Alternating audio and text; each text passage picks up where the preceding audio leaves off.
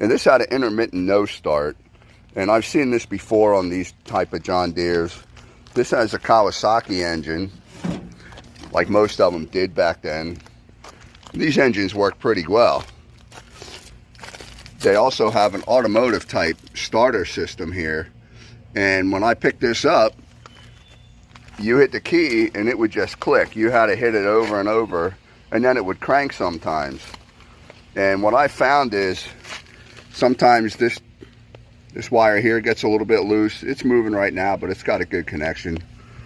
But up here on the key, underneath the ignition switch, you know, the last time I tried it, it wouldn't crank, and I touched that, and then all of a sudden this started cranking. So what you really want to try and do is pull both of these off, make sure all your terminals are clean, and then it should kick as soon as you hit the key.